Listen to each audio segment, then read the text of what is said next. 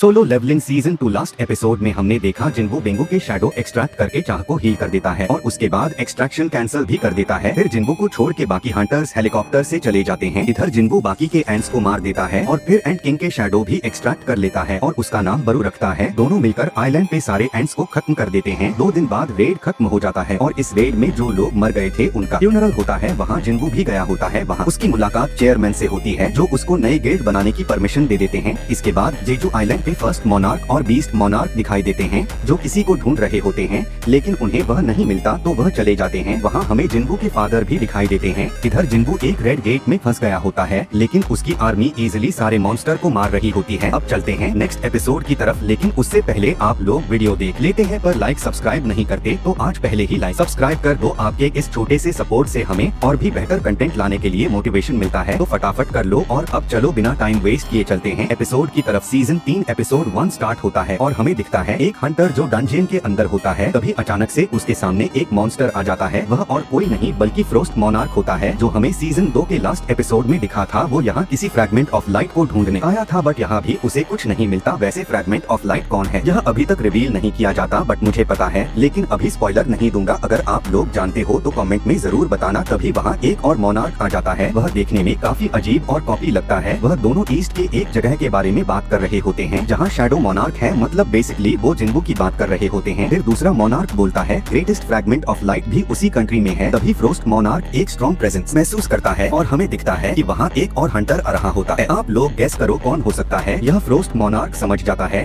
कि यह उसी की चाल थी हमें यहाँ बुलाने के लिए। तभी वह हंटर बोलता है तुम लोग कहीं कोरिया की तो बात नहीं कर रहे। फ्रोस्ट मोनार्क कहता है अगर हम बात कर भी रहे हो तो तुम्हें क्या। इधर वह दूसरा मोनार्क एक पोर्टल खोलता है और फ्रोस्ट मोनार्क को बोलता है हमारे पास इन सब चीजों के लिए टाइम नहीं है। फ्रोस्ट मोनार्क भी कहता है अगर तुम हमें रोक सकते हो तो रोक लो, और जाने लगते हैं। वो हंटर बोलता है मैं तुम्हें इतनी आसानी से जाने नहीं दूंगा और वह अटैक कर देता है, लेकिन फ्रोस्ट मोनार्क एक आइस बॉल बना करके उसके अटैक को रोक लेता है। हमें पता चलता है कि यह हंटर और कोई नहीं जिन्हो के फादर होते हैं। फिर सीन शिफ्ट होता है और हमें एक रेड गेट दिखाया जाता है जिसमें जिन्हो गया था। वहाँ अब उसका सामना डंजियन बॉस से होता है। बॉस काफी गुस्से में होता है और बोलता है तुमने अब तक बहुत अच्छा फाइट किया और जिंदा भी हो, बट अब तुम चारों तरफ से घिर चुके हो। इस जंगल में चारों तरफ मेरी आर्मी पहले से ही छिप कर बैठी है। फिर वह अपने आर्मी को आवाज लगाता है, बट बहुत देर तक वहाँ कोई नहीं आता। जिन्हो स्माइल करता है और अपने शैडो आर्मी को बाहर आने के लिए कहता है और हमें दिखाई देता है कि जिन्हो के शैडो सोल्जर्स ऑलरेडी सब मॉन्स्टर को मार चुके थे और वो लोग उनकी डेड बॉडीज लेकर के बाहर आ जाते हैं। यह देख के बॉस और भी ज्यादा गुस्सा हो जाता है। फिर वो अपने बचे हुए मॉन्स्टर को अटैक करने के लिए बोलता है, लेकिन इधर जिन्हो भी अपने शैडो सोल्जर को भेज देता है। जिन्हो के शैडो सोल्जर्स आसानी से सारे मॉन्स्टर को मार देते हैं। अब सिर्फ बॉस बचता है। वो यह सब देख के गुस्सा हो जाता है और जिन्हो की तरफ अटैक करने के लिए आगे बढ़ता है, लेकिन तभी टास्क अपने ग्रेविटेशन मैजिक का यूज करके उसे जमीन पर पटक देता है। फिर जिन्हो बॉस के पास जाता है और कहता है मेरे सवालों का सही जवाब दो तो शायद तुम्हें कम दर्द होगा, लेकिन बॉस कुछ बोलने से पहले ही मर जाता है। जिन्हो समझ जाता है कि सिस्टम फिर से इंटरफेरेंस कर रहा है। तभी उसे याद आता है डीमन कैसल क्लियर करने के बाद उसे एक की मिली थी जो सिर्फ लेवल 100 होने के बाद ही यूज हो सकती थी, क्योंकि जेजू आइलैंड रेड के बाद उसका लेवल 100 हो चुका था। तो वह उस की को अपने इन्वेंटरी से निकालता है और उसके सामने उस की सारी इंफॉर्मेशन आ जाती है। उसे पता चलता है कि यह की डबल डंजियन टेम्पल की है, वही डबल डंजियन जहाँ जिन्हो को उसकी पावर मिली थी। यह काफी बड़ी बात होती है जिन्हो के लिए, क्योंकि जिस सिस्टम की वजह से वह इतना स्ट्रॉन्ग बना है उसके बारे में वह कुछ नहीं जानता। और जब भी उसने सिस्टम के बारे में जानने की कोशिश की तब सिस्टम ने इंटरफेरेंस कर दिया, लेकिन अब फाइनली सिस्टम खुद उसे बुला रहा था। वह सोचता है चलो फाइनली अब सिस्टम के बारे में जान पाऊंगा, लेकिन तभी वह देखता है कि इसकी पर एक टाइमर लगा है 417 घंटे का, मतलब वह अभी यूज नहीं कर सकता उसको। वह सोचता है इतना वेट किया है तो थोड़ा और सही। फिर सीन शिफ्ट होता है और हमें दिखता है कि जिन्हो काफी गुस्से में है, क्योंकि जिन्हो के हेटर्स ऑनलाइन हेट फैला रहे होते हैं। वो उन सबको रिप्लाई कर रहा होता है। तभी वहाँ जिन्हो भी आ जाता है। वह एक बैग भर के एसेंस स्टोन्स जिन्हो को देता है और कहता है तुमने बोला था ना कि हमें नए गिल्ड के लिए बहुत पैसों की जरूरत होगी, तो इतने में तो हो जाएगा ना। जिन्हो कहता है यह तो बहुत सारे हैं, क्या तुमने कोई हाई रैंक गेट क्लियर किया है? अब तो हमें नए एम्प्लॉय की सैलरी के बारे में भी सोचना नहीं पड़ेगा। जिन्हो कहता है ओ हाँ, मैं तो एम्प्लॉइज के बारे में भूल ही गया था। हमें नए गिल्ड के लिए एक नए एम्प्लॉय भी ढूंढना होगा। जिन्हो कहता है हाँ वो तो है, लेकिन उससे पहले क्या तुमने अभी तक हमारे गिल्ड का नाम सोचा है? फिर दोनों गिल्ड के नाम को लेकर के काफी डिस्कस करते हैं। तभी जिन्हो बोलता है सोलो प्ले गिल्ड नाम कैसा होगा? जिन्हो को यह नाम बिल्कुल पसंद नहीं आता, बट वह कुछ बोलता भी नहीं है। वो मन ही मन में सोचता है कहीं यह मजाक तो नहीं, भला अपने गिल्ड का नाम ऐसा कौन रखता है। तभी डोरबेल बजती है। जिन्हो गेट खोलता है और वहाँ हंटर चाह होती है। यह देख के जिन्हो शॉक हो जाता है, लेकिन वह जिन्हो से मिलने आई होती है। जिन्हो पूछता है तुम यहाँ क्यों आई हो? चाह बोलती है मुझे तुम्हारा गिल्ड ज्वाइन करना है। जिन्हो पूछता है क्या चेयरमैन ने तुम्हें यहाँ भेजा है या फिर जोंगिन ने तुम्हें अपने गिल्ड से निकाल दिया। चाह बोलती है नहीं, ऐसा कुछ भी नहीं है। जिन्हो पूछता है तो फिर तुम्हें हमारा सोलो प्ले गिल्ड क्यों ज्वाइन करना है। यह सुनकर चाह शॉक हो जाती है। वो पूछती है क्या तुम सच में अपने गिल्ड का नाम सोलो प्ले रखे हो। जिन्हो कहता है हाँ मैंने और हमारे वाइस गिल्ड मास्टर ने मिलकर डिसाइड किया है। जिन्हो बोलता है वेट मैंने कब डिसाइड किया और मैं जो नाम सजेस्ट किया था उसका क्या। जिन्हो कहता है तुमने कुछ कहा ही नहीं तो मुझे लगा तुम भी अग्री करते हो। तभी जिन्हो नोटिस करता है कि चाह की हार्ट बीट बहुत तेज है लेकिन वह नॉर्मल एक्ट कर रही है। उसे शक होता है कि वह कुछ छुपा रही है। जिन्हो कहता है तुम अभी भी अपने पुराने गिल्ड के साथ कॉन्ट्रैक्ट में हो, तुम हमारे गिल्ड में कैसे ज्वाइन कर सकती हो। चाह बोलती है मैं उनको कॉन्ट्रैक्ट तोड़ने के लिए पेनल्टी पे कर दूंगी जो भी अमाउंट होगा। जिन्हो और ज्यादा डाउट करने लगता है। वह सोचता है इतनी बड़ी पेनल्टी पे करने को भी रेडी है सिर्फ मेरे गिल्ड में आने के लिए। जिन्हो कहता है हमारे पास तुम्हारे जैसे एस रैंक हंटर को सैलरी देने के लिए पैसे नहीं है। चाह कहती है मुझे सैलरी भी नहीं चाहिए। जिन्हो पूछता है तो फिर क्यों ज्वाइन करना चाहती हो हमारी गिल्ड। चाह ब्लश करने लगती है। सच तो यह है कि उसे जिन्हो से प्यार हो गया था लेकिन वह कॉन्फेस नहीं कर पा रही थी, इसीलिए वह बस उसके पास रहना चाहती थी लेकिन वह कुछ बोल नहीं पा रही थी, बस ब्लश किए जा रही थी। जिन्हो कहता है ठीक है तुम ज्वाइन कर सकती हो बट उसके पहले एंट्रेंस टेस्ट देना होगा। चाह बोलती है कैसा टेस्ट। जिन्हो कहता है तुम्हें मेरे चुने हुए सबसे स्ट्रॉन्गेस्ट शैडो सोल्जर को हराना होगा। चाह कहती है ठीक है मैं रेडी हूँ। इसके बाद दोनों हंटर एसोसिएशन जिम में जाने के लिए सोच रहे होते हैं एंट्रेंस टेस्ट के लिए लेकिन जिम काफी दूर होता है तो जिन्हो सोचता है क्यों ना शैडो एक्सचेंज स्किल का यूज किया जाए। इसी बहाने उसे यह भी पता चल जाएगा कि वह अपने साथ किसी और को भी टेलीपोर्ट कर सकता है या नहीं। फिर वह चाह को थोड़ा पास बुलाता है और शैडो एक्सचेंज स्किल का यूज करता है और स्किल काम भी कर जाती है और वह दोनों एक साथ जिम में टेलीपोर्ट हो जाते हैं। चाह यह देख कर के काफी हैरान हो जाती है कि यह कैसे हुआ। जिन्हो बोलता है चलो स्टार्ट करते हैं अब। लेकिन चाह कहती है एक मिनट मैंने अपना वेपन तो ऑफिस में ही छोड़ दिया। फिर जिम के स्टोरेज रूम से वह एक स्वॉर्ड ले आती है और कहती है मैं अब रेडी हूँ। जिन्हो इग्रिस को सम्मान करता है और बोलता है मेरे शैडो आर्मी का सबसे बेस्ट स्वॉर्ड्समैन यही है। चाह पूछती है विनर कैसे डिसाइड होगा। जिन्हो बोलता है जब तक तुम मेरे शैडो सोल्जर को डिस्ट्रॉय ना कर दो या फिर जब तक तुम खुद से सरेंडर ना कर दो। जिन्हो सोच रहा होता है कि मैंने चाह से बोला था कि मैं अपना सबसे स्ट्रॉन्गेस्ट शैडो सोल्जर यूज करूंगा लेकिन बरू को चाह के सामने लाना सही नहीं रहेगा। जेजू आइलैंड पर उसकी वजह से ही चाह इतनी ज्यादा घायल हो गई थी, इसीलिए इग्रिस बेस्ट चॉइस था। इसके बाद उनकी फाइट स्टार्ट होती है, दोनों की सोर्ड्स टकराती है जिसकी वजह से तेज धमाका होता है। तभी हमें दिखाई देता है कि चेयरमैन भी उस बिल्डिंग में होते हैं, उनको भी यह आवाज सुनाई देती है। वह सोच रहे होते हैं कि आज तो किसी हंटर ने जिम रिजर्वेशन नहीं किया था। फिर वह जिम कैमरा चेक करते हैं तो उन्हें जिन्हो और चाह दिखाई देते हैं। वह सोचते हैं कि यह लोग यहाँ कब आए और कब। तभी उनको याद आता है कि जेजू आइलैंड रेड के बाद जैसे ही चाह होश में आई थी उसने सबसे पहले जिन्हो के बारे में ही पूछा था। चेयरमैन को लगता है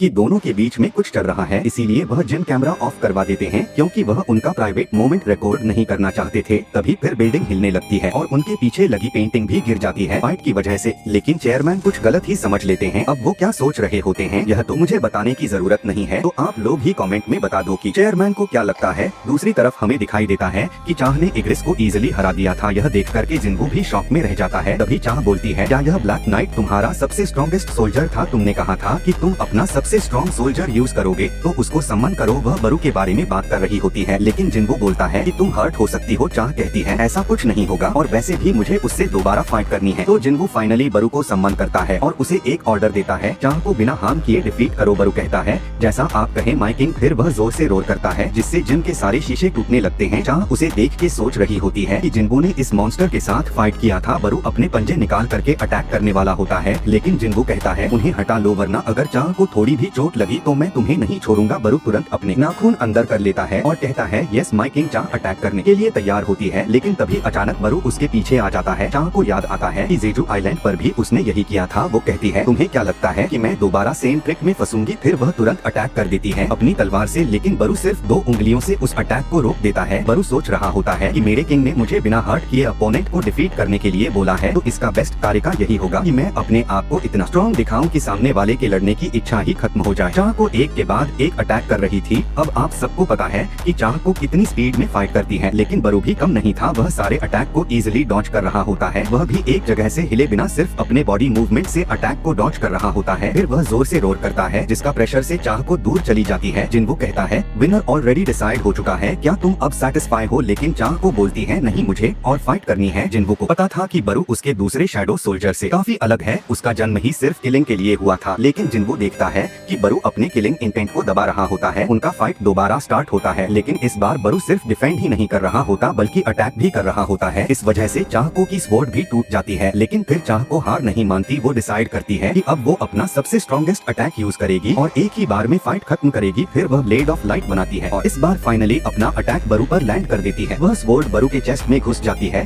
तभी हमें दिखाई देता है कि इस अटैक की वजह से बरू अपने अंदर के किलिंग इंटेंट को ज्यादा देर तक कंट्रोल नहीं कर पाता और पूरे गुस्से में आ जाता है। उसे एंड क्वीन की बातें याद आने लगती है। वो जिन्बू का ऑर्डर भूल जाता है और एंड क्वीन का ऑर्डर फॉलो करने लगता है। मुझे अपने एनिमी को जान से मारना है। बरू पूरा ब्लड लस्ट के साथ चाहको की तरफ बढ़ने लगता है। जिन्बू चिल्लाकर उसे रोकने के लिए बोलता है, लेकिन वह नहीं सुनता। तो जिन्बू जल्दी से बीच में आ जाता है और उसे रोक देता है। तब जाके बरू शांत हो जाता है और तुरंत जमीन पर गिर के माफी मांगने लगता है। जिन्बू चाहको से पूछता है, तुम ठीक हो ना? फिर वो कहता है, यह सिर्फ एक एंट्रेंस टेस्ट था, तुम्हें सिर्फ इसके लिए अपनी जान को रिस्क में डालने की क्या जरूरत थी? लेकिन चाहको चुप रहती है और वह कुछ नहीं बोलती। फिर जिन्बू बोलता है, तुम्हें आखिर मेरे गिल्ड में क्यों ज्वाइन करना है? क्या चाहती हो तुम? कहीं ऐसा तो नहीं कि तुम्हें मुझ में इंटरेस्ट है? लेकिन फिर वो सोचता है, यह तो हो ही नहीं सकता, जरूर कुछ और बात होगी। वह जाने लगता है। तभी चाहको बोलती है, हाँ मुझे तुम में ही इंटरेस्ट है। इतना कह करके वह ब्लश करने लगती है और इसी के साथ यह एपिसोड खत्म हो जाता है। लेकिन आप लोगों के लिए एक सवाल है, जो सबसे पहले सही जवाब देगा उसका कमेंट पिन कर दूंगा और नेक्स्ट वीडियो में शाउट आउट भी मिलेगा। लेकिन शाउट आउट सिर्फ उसी को मिलेगा जो सब्सक्राइब किया होगा। तो सब्सक्राइब भी कर लो। उससे पहले मैंने जो लास्ट वीडियो में क्वेश्चन पूछा था उसका सही जवाब स्कैवेंजर गिल्ड है। अब चलते हैं आज के सवाल की तरफ। जिन्बू के फादर का नाम क्या होता है? जल्दी से कमेंट में लिखो। और हाँ, मैं सोच रहा हूँ कि एक न्यू एनीम आ रही है, the beginning after the end, short में बेट भी कहते हैं। यह एनीम काफी ज्यादा मस्त होने वाली है। मतलब बहुत ज्यादा। आपको याद होगा कि सोलो लेवलिंग आने से पहले उसकी बहुत ज्यादा हाइप थी, वैसी ही इस एनीम की भी है। अभी तक रिलीज भी नहीं हुई है, लेकिन पहले से ही काफी पॉपुलर हो चुकी है। मैंने इसका मानहवा पढ़ा है, मुझे तो काफी अच्छा लगा। 2 अप्रैल से यह एनीम रिलीज होने वाली है। अगर आप लोग चाहते हो कि मैं इस एनीम को भी कवर करूं, तो सबसे पहले सब्सक्राइब कर लो और कमेंट में बेट लिख दो बस। अगर किसी और एनीम का एक्सप्लेनेशन चाहिए हो तो वो भी कमेंट कर देना, मैं हर एक कमेंट पढ़ता हूँ। एंड डोंट वरी, मैं सोलो लेवलिंग सीजन 3 भी कंटिन्यू करने वाला हूँ, तो आप लोग चिंता मत करना। चलो आज के लिए बस इतना ही। अगर वीडियो अच्छी लगी हो तो लाइक कर देना और इसी तरह के कंटेंट के लिए सब्सक्राइब भी कर लेना। तब तक के लिए मिलते हैं नेक्स्ट वीडियो में।